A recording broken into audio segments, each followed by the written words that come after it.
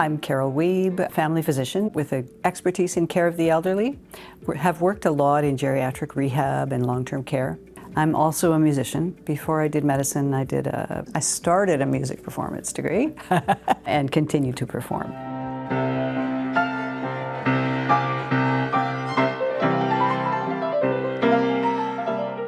And within the Music and Health Research Institute, it started right around the same time that I started a nonprofit called Radical Connections. And Radical Connections brings artists, including musicians, into healthcare. The musicians will come there and perform with the people who are there, and it includes people with dementia, their caregivers, volunteers. There's enough research already that we know that music and social interaction slows the progression of dementia.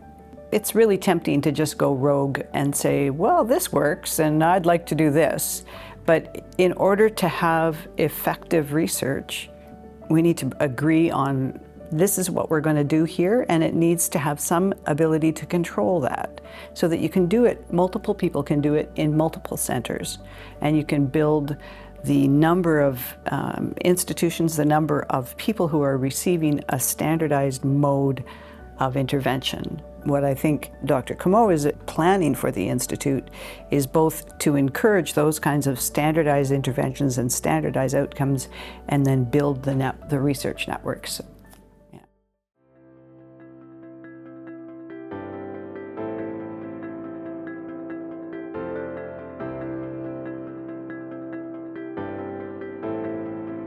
The power of music and movement individually is increasingly recognized.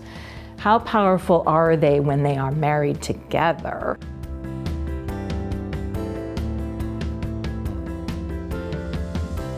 My name is Anne Monahan. I'm a physician in care of the elderly at Briere Health. I primarily work at Briere's Geriatric Day Hospital. We spoke about initiating a program called the Music and Movement Program under the auspices of the Geriatric Day Hospital, where I'm a clinician, to see if we could get that going on the Briere site for older folks who are having difficulties with their memory and thinking, for example, who are increasingly having problems with their balance, who are socially isolated and having more difficulty getting out of their homes, you know.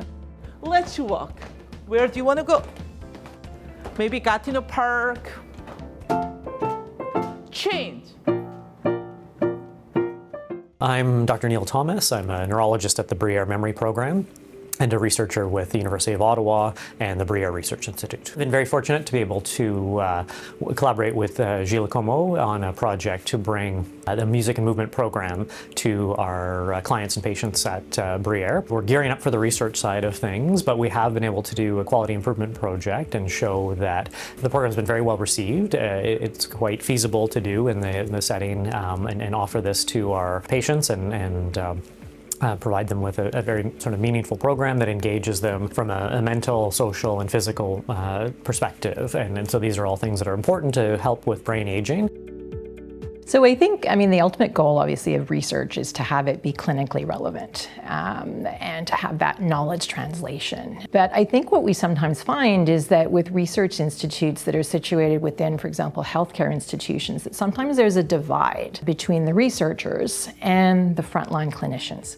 So that sometimes the researchers are not necessarily aware of what's happening on the front line, and vice versa. The clinicians feel somehow disengaged or lacking a connection with their research peers. What the Music and Movement Program has offered is a really robust connection between the research and the clinical space, because quite literally it is kind of like a laboratory that has been situated within the clinical space. In my work at the memory program, I see individuals with cognitive impairment and dementia. And this is a disease we don't have a cure for, but over the last many years, we've been finding that there are a lot of ways to modify the progression of the disease and maybe even reduce the risk.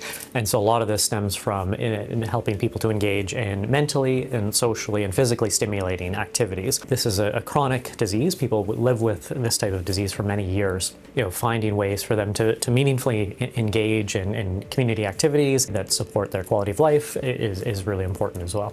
I am seeing on virtually a daily basis how much benefit they are getting on a sort of anecdotal individual level from the program itself. So it's really the ideal manifestation of knowledge translation and of research in action. So I feel so very fortunate to have been included in this whole venture.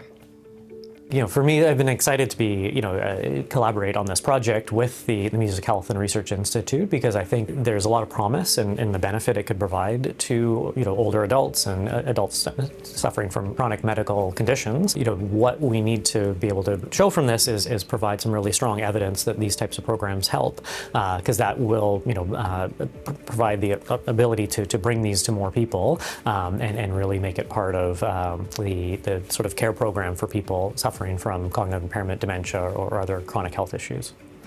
And if we can show that it benefits them, then that just makes it easier to get it out to more people.